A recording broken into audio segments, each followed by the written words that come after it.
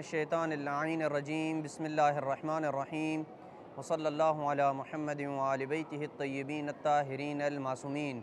बारगाह मलकूती अमीरुल मोमिनीन हज़रत अली इब्न अबी तालिब सल्लल्लाहु वसल्लमुहु अलैहि से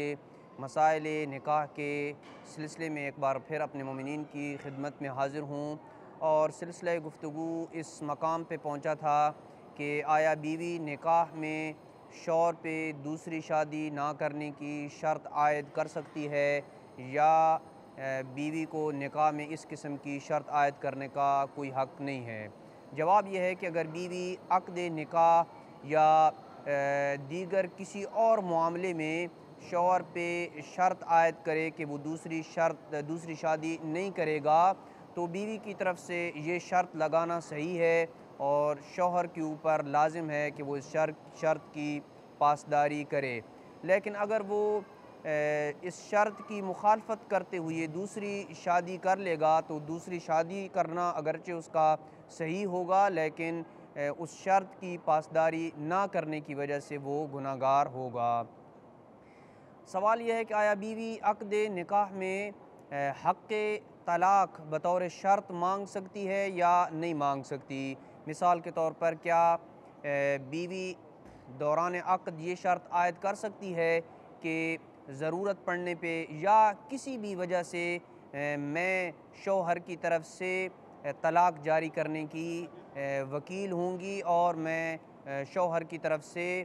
बतौर वकालत जो है वो तलाक़ के सीगे जारी कर दूंगी। तो क्या इस किस्म की शर्त और इस किस्म का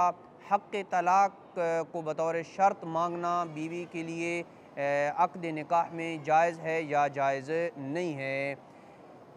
बीवी के लिए इस किस्म की शर्त रखना जायज़ है, बग़ैर किसी सबब की भी बीवी इस किस्म की शर्त रख सकती है या किसी सबब की वजह से भी रख सकती है। मसलन यूँ कह सकती है कि शौहर अगर तवील सफ़र पे गया और वापस आने का उसका इरादा ना हुआ तो मैं ये शर्त आयद करती हूँ कि मैं शौहर की तरफ से तलाक़ का सीगा जारी करने की वकील होंगी। या जैसे कि आज कल हमारे मुआशरे में ये मसला होता है कि शादी के बाद अगर अंडरस्टैंडिंग नहीं हुई तो बीवी को शौहर ख़र्चा नहीं देता है और दीगर मसाइल ऐसे हो जाते हैं जिसकी वजह से शौहर जो है वो बीवी को ख़र्चा नहीं देता है और ना ही तलाक़ देता है। इस सूरत में इस शर्त का फ़ायदा ये ज़ाहिर होता है कि अगर बीवी ने ये हक़ और ये शर्त मांग रखी हो निकाह में कि मैं शौहर की तरफ से वकील होंगी और निकाह तलाक़ का सीगा जारी कर दूंगी, तो इसका फ़ायदा ये होगा कि ऐसे मवारिद में कि जहाँ शौहर ना ही बीवी को घर में बसाना चाहता है और ना ही उसके अखराजात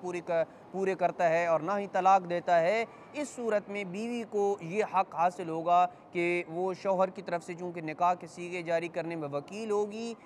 वो ख़ुद से सीगे पढ़ सकती है और ये शर्त लगाना सही है। और अगर फ़र्ज़ करें शौहर ने इस किस्म की शर्त को कबूल किया और ये हक़ जो है वो बीवी को दिया और तलाक़ के सीगे जारी करने में बीवी को वकील करार दिया, निकाह हो गया, उसके बाद जो है वो शौहर बीवी को उस वकालत से माज़ूल नहीं कर सकता। अगर वो हटाना चाहे कि मैं अब बीवी को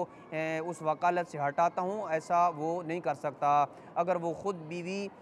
तलाक़ अपने आप को दे देगी शौहर की वकालत में, शौहर की तरफ से वकील बनते हुए अपने आप को ख़ुद तलाक़ देगी तो उसकी तलाक़ सही और नाफिज शुमार होगी। सवाल यह है कि आया बीवी अक़्द